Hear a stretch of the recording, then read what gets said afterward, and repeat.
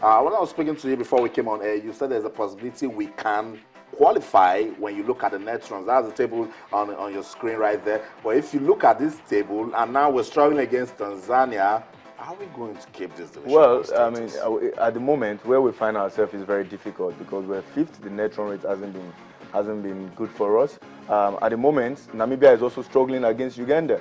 So if they eventually lose against Uganda, then we will just kill those hopes of qualifying. So the best to do is just make sure we get a decent net run rate today by batting out the 50 overs there for offers, and then we go out tomorrow and try beat Botswana to make sure we stay in the division. Because if you lose to Tanzania, woefully today, and then mistakenly lose to Botswana, who are the least rated team in this, then you're going to find it difficult to. You probably find yourself 2 years time playing in the second division to get up again. That's the story for the under-19 cricket team at the ICC Africa Cricket Championship taking place in Dar es Salaam, Tanzania. This is the story. 2 teams will qualify from this competition to go play for the 2016 World Cup qualifiers in Bangladesh. And that's a big one.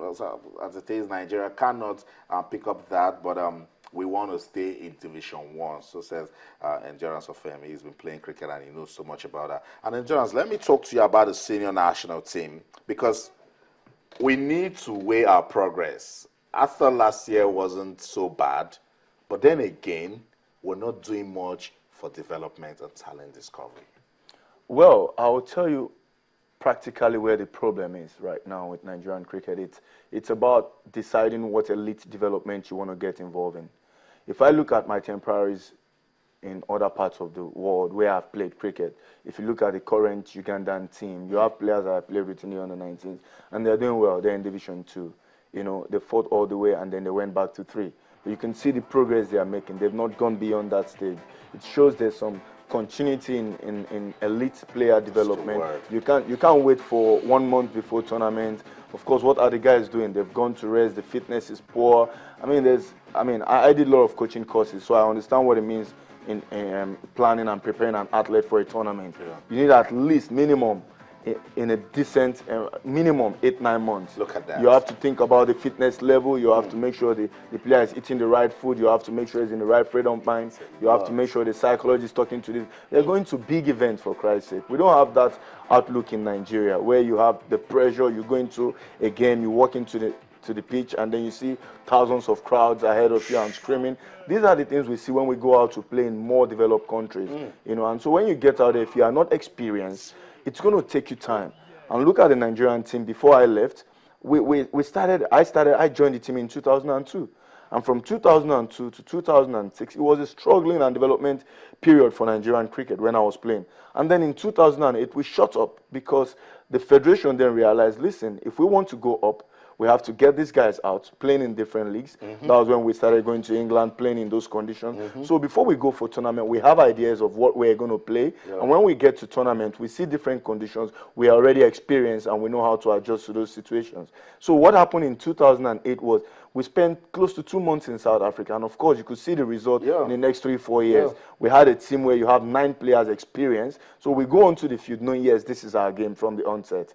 But now you don't have that. You're not sure. You're thinking of selection. You're thinking of players. Who are you going to use? What are we doing with our players? What's in for them at the end of the day? So players are beginning to see, listen, I have to find a future elsewhere. And then you lose your prime players when they should be playing at their peak. I tell you know. Let me cut you, Andreas. Look, what we're saying is the championship in South Africa. That again wasn't a good story because when you look at the way we lost it against teams like Ghana, and then I can't remember now, but we lost games that we shouldn't have lost. There was no focus, and again, there were issues of welfare and players not even being paid allowances. Well, in all fairness, I think at that stage of our cricket, I felt very embarrassed when it comes to talking about welfare. Because we've gone through stages like this in my playing days. I mean, I understood the management clearly when it comes to allowances.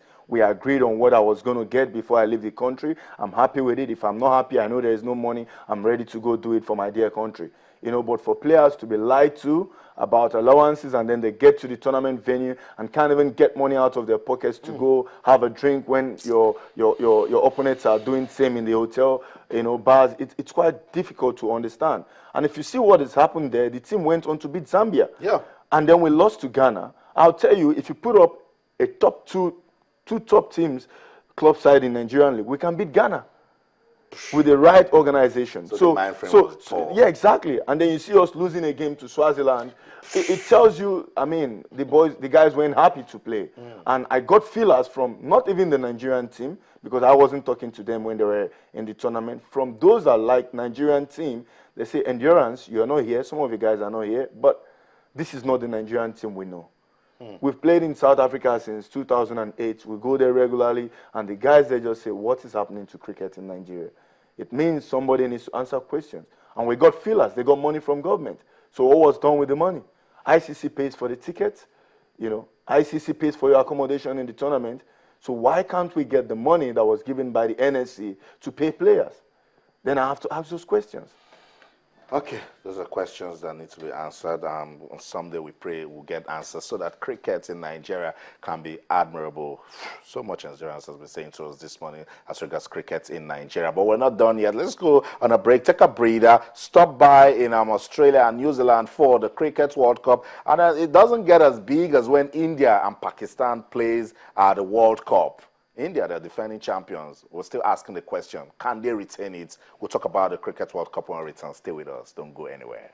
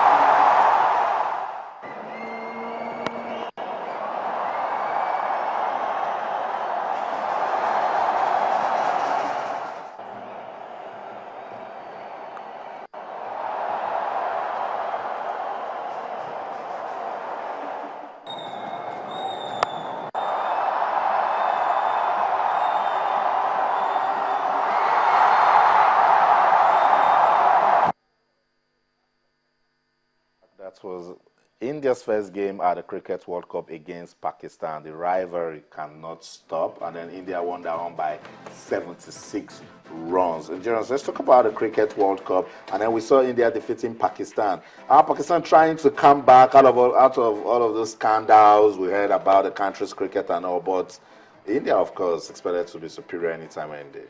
Well, if you ask me from the onset, I would always, at this stage of Pakistani cricket, I would give it to India, considering the experience and the blend of talent they've got at the moment.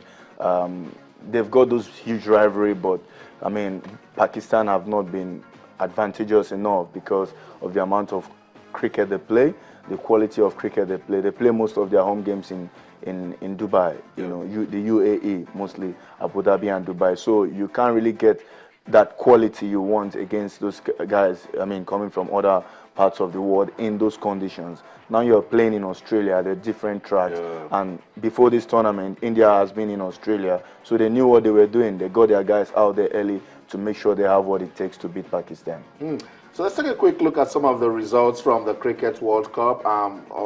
Match 1 in Pool A, New Zealand, co-host with Australia, defeated Sri Lanka by 98 runs. And I said that's a very good result for them. And then Pool B, India, as we told you, defeated Pakistan by 76 runs. If you look at it, you of course expect New Zealand and then India to come out of that one. And then the African connection, that's the one we like. We'll talk about it in our endurance.